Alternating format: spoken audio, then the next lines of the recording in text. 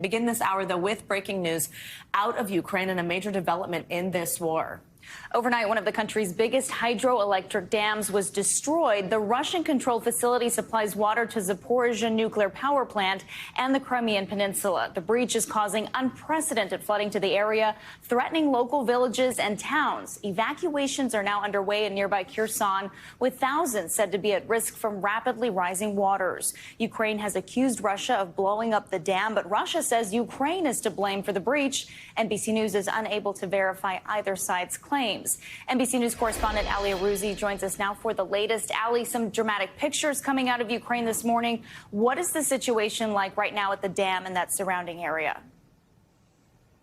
Good morning. That's right. From the satellite pictures and the imagery on social media, you can see that the entire dam wall has been washed away, and the situation in and around it remains very precarious because so much water has been breached with far-reaching consequences. And it was blown up in the early hours this morning around 2:30 local time, and it's a vast structure built during the Soviet era. It's one of 6 dams that sits along the Dnipro River, which stretches all the way from the very north of the country into the sea in the south. And just to give you an idea of the scale of it, it's just over 3 yards tall, 2 miles long, and holds a volume of water about the size of the Great Salt Lake in Utah. Now, since the blast, a torrent of water has been gushing downriver, prompting dire ecological warnings, and both Russian and Ukrainian officials have ordered residents to evacuate the area as buildings in and around it are starting to get submerged. Ali, just a moment ago, I mentioned that Russia and Ukraine are blaming each other for a lot of what we're seeing right now. What do we know about how this happened? That's right. Unsurprisingly, both sides are blaming one another. The Kremlin is saying that this was an act of terrorism, which is shorthand at pointing the finger at Ukraine. And Ukraine is blaming Moscow for this brazen attack. And NBC News, as you said, hasn't been independently able to verify either side's account. But it does make sense, or at least for it to be plausible, for Russia to conduct this operation, as Moscow may have feared that Ukrainian forces would use that road over the dam to get troops across the river into Russian-held territory as a part of this ongoing counter-offensive. Now, Ukraine's foreign minister has also said that they're after new sanctions against Russia over the dam blast, in particular sanctions aimed at Russia's missile industry and nuclear sector. Ali, talk to us about the importance of this dam for the local region. We understand that it provides water to the power plant in that area. Is there any risk to that facility?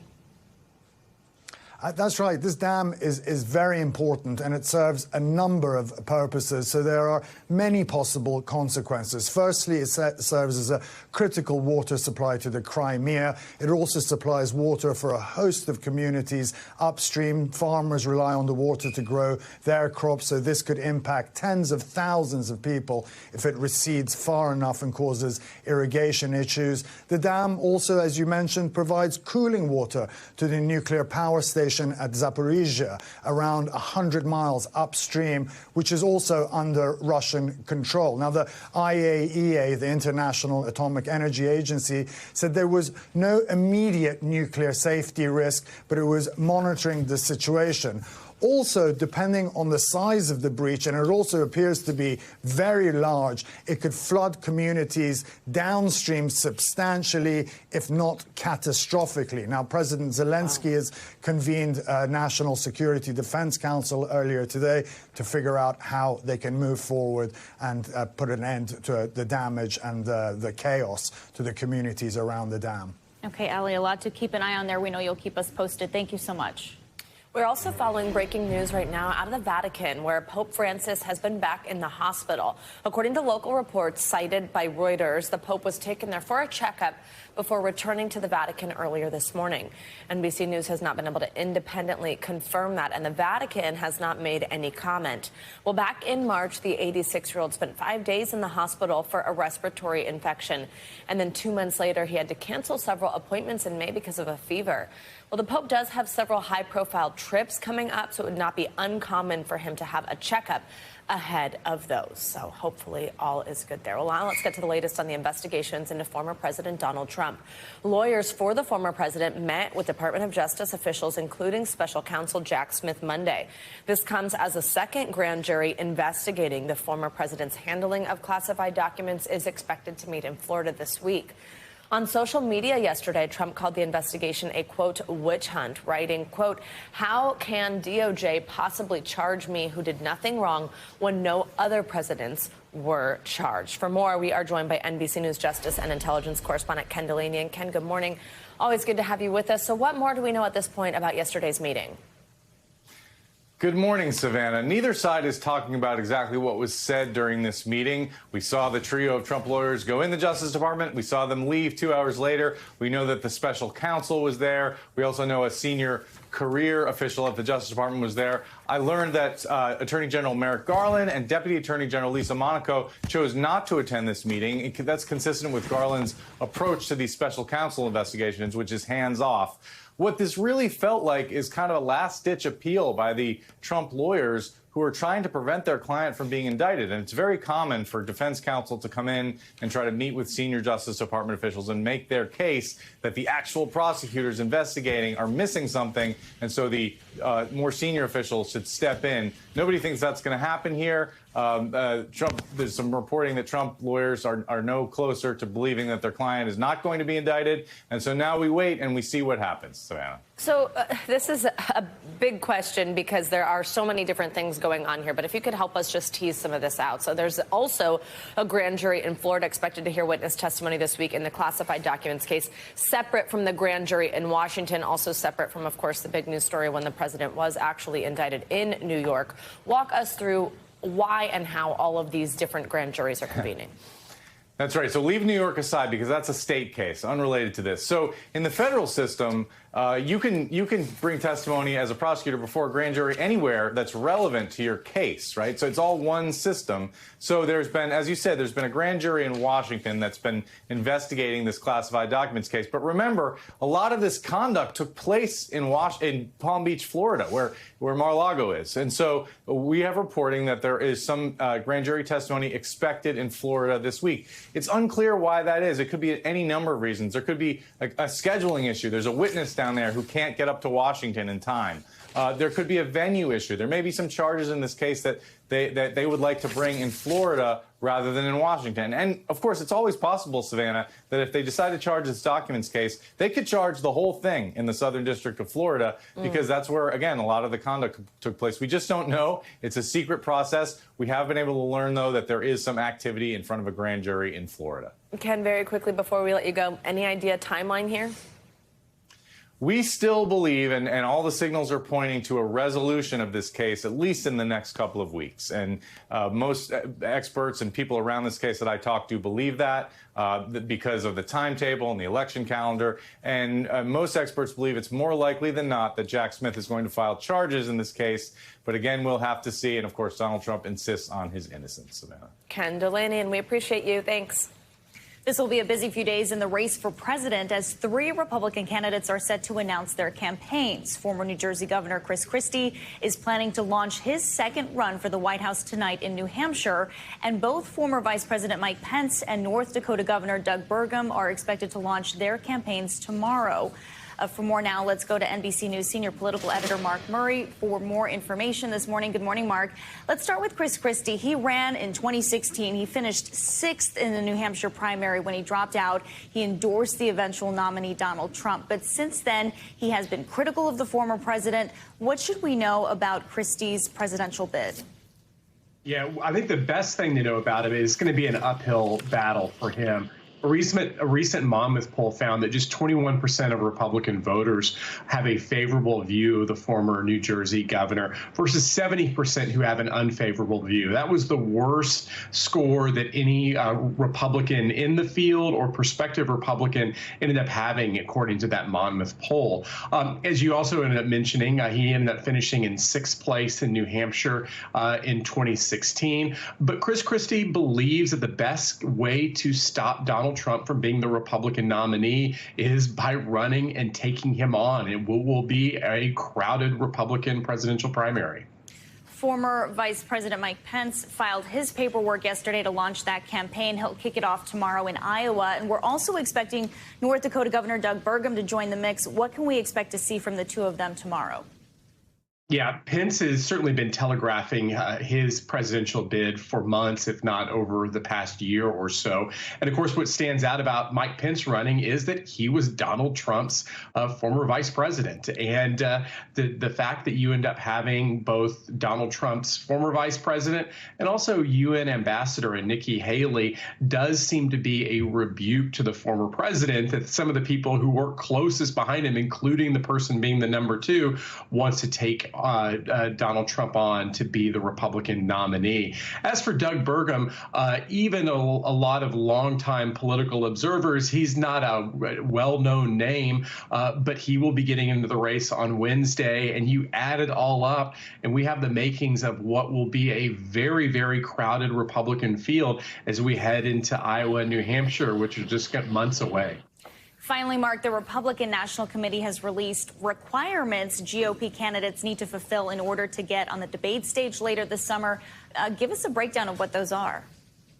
Yeah, and these debate requirements, we talk about what will be a very, very big Republican field, but these requirements could actually kind of keep the stage quite small. And so on the top of the list, you have to have at least 1% in 3 qualifying national polls. You have to raise money from at least 40,000 unique donors. And then you have to sign a loyalty pledge that you will stand behind the Republican nominee, no matter who it is. That 40,000 donor might be a heavy lift for some of these entrants into the Republican race. And then, of course, even Donald Trump has actually not indicated whether he would end up signing that loyalty pledge. So we have to wait and see not only who the remaining figures in this Republican race are, but who end up making the debate stage and who qualify it for it.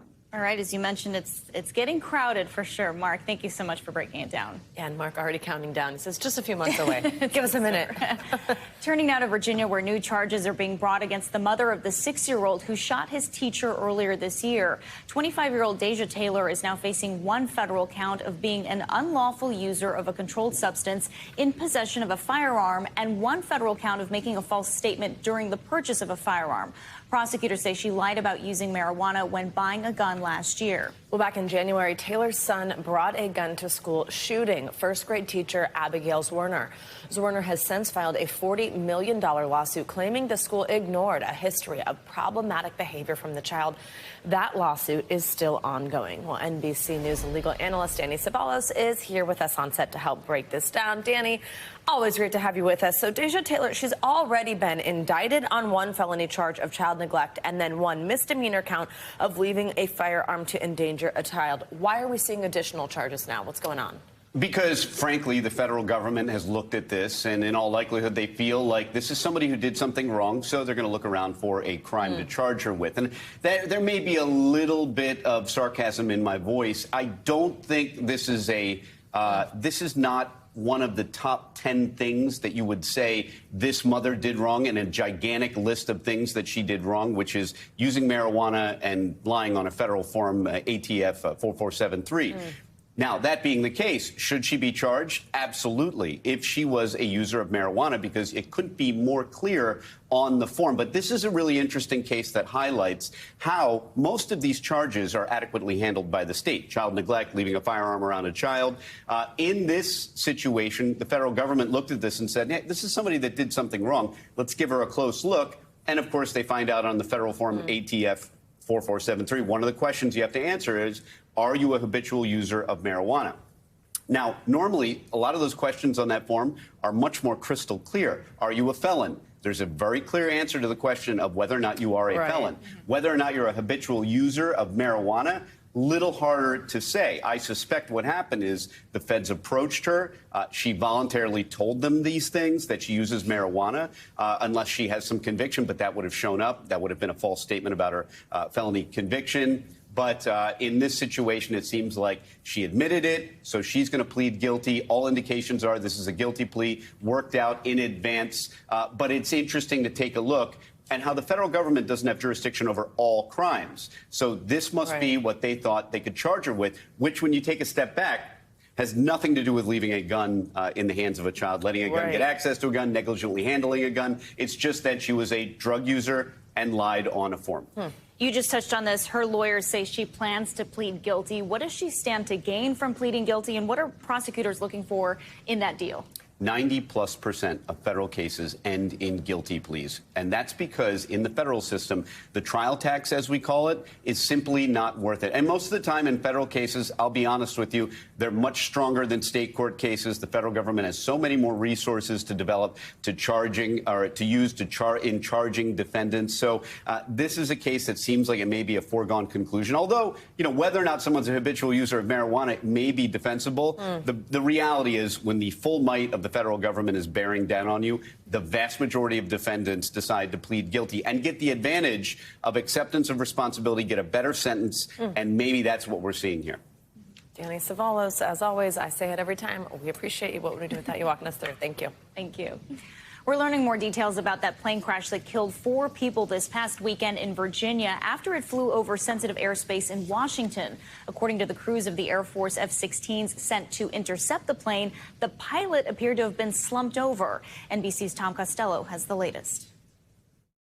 In a remote, thick Virginia forest, investigators are piecing through the decimated remains of that private citation jet that apparently ran out of fuel and crashed as Air Force fighter jets watched, unable to help. Just prior to the incident, the pilot was slumped over. Family members tell NBC New York that Adina Azarian, a prominent real estate broker, was on board with her 2-year-old daughter, Aria.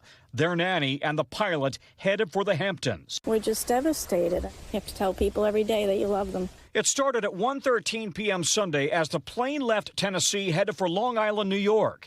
But at 1:28, just 15 minutes later, the veteran pilot stopped responding to air traffic control commands. The plane continued north all the way to Long Island before doing a U-turn and heading back towards Tennessee, still failing to respond to controllers. Number 611 Victor Golf, contact Washington Center 127-4902, acknowledge. 6 Air Force fighter jets were scrambled along the East Coast. As the plane approached restricted D.C. airspace, 2 F-16s were authorized to go supersonic. They had to break the sound barrier to get up to speed to get to the aircraft in question. Their twin booms startling residents and pets on the ground as they fired flares, then flew straight at the citation, calling the pilot. This is an armed air defense fighter. You have been intercepted. They quickly saw the pilot was slumped over and unresponsive as his plane continued flying into Virginia, where it crashed, having traveled 300 miles without radio communication. The NTSB is considering whether a sudden loss of cabin air pressure could have incapacitated everyone on board. Just as golf legend Payne Stewart and 5 others were killed in 1999 when their plane lost cabin pressure, then crashed in South Dakota. You have a matter of seconds to get your oxygen mask on, or you will not be able to breathe. It could be anywhere from a matter of 15 seconds up to a minute to get that mask on. And if you don't, you will indeed pass out. One theory about why the plane did a U-turn and came back is that the plane's autopilot may have been programmed to fly to Long Island, then return to Tennessee. Once the plane hit its New York destination, the autopilot then plotted the return without the pilot. The plane was not required to have any black boxes. The NTSB doesn't know if there were any on board. It's hoping to learn something from the plane's avionics. Back to you. All right, Tom, thank you so much. Yes, thank you. All right, let's get a check now on your morning news now weather. Meteorologist Angie Lassman joins us now with all the details from coast to coast. Good morning, Angie. Good morning, guys. It is Tuesday. Finally, we are rolling through the work week, and we actually have some pretty nice weather in a lot of spots. Notice it's not all that busy in the middle of the country. The Midwest, down through parts of the Southeast, just a couple of showers near Atlanta. We've also got some showers and thunderstorms we'll watch for portions of Texas, New Mexico, really the southern plains. And then we've got some unsettled weather throughout New England. Let's start with the flooding risk, though, in parts of New Mexico, Oklahoma, and Texas. We do see places like Santa Fe included in this with that little bit of an extra kind of risk that you could see for flash flooding through the day today as we have periods of some heavy rain. This does extend into parts of Colorado, Denver, Pueblo, Amarillo, all included in that. So be aware of that here as we get through the afternoon and even the evening hours. Let's jump over to New England, where, like I said, we've got a system that's sitting just right near the coast, really really a low pressure with an extending cold front that's going to leave us unsettled with the showers, the thunderstorms, and even the potential for some cool conditions. We'll see breezy conditions as well through the afternoon hours tonight. It will continue to see some of those showers sticking around. And really in northern New England areas, we'll still be dealing with some of those showers as we get into tomorrow. So keep that in mind. Not a whole lot of rain, but enough to be a little annoying if you have any outdoor plans or you're trying to get somewhere, maybe a half an inch or an inch. And how about this? We were dealing with, once again, smoke from the wildfires in parts of Canada. They are in Quebec. And that smoke is working its way into the Northeast and into the Mid-Atlantic. That's leaving us with the potential for some unhealthy air, especially if you're in the sensitive groups. This also is in combination with ozone, which we see a lot of times when it's warm and we have pollution, creates ozone, and that's what we're dealing with in a lot of these major cities like Dallas, Kansas City, Washington, D.C., Boston. If you are somebody that's sensitive to those smoke particles, make sure that you're taking it easy when you're outdoors. That'll be an issue for at least today, probably in tomorrow, maybe even extending through the week. Meanwhile, the heat is on in parts of the Midwest. I mean, 90 degrees in Omaha, 92 for Sioux Falls, guys. It's a big difference from what New England is seeing with temperatures in the 60s and in the 70s and barely getting into the high 50s in places like Maine and Vermont. So a tale of two different summers, I suppose, in a couple of spots, and we're going to keep it that way for a couple days. Oh, yeah, I saw some of the live cameras NBC has, I think one downtown that local had showing that smoke, just like a haze this morning. And you'll notice, even over the clear skies, it doesn't look great. Yeah. And it makes for a nice sunset, though. Regina, our fabulous director, pulling that up like that. Andrew, thank you so much.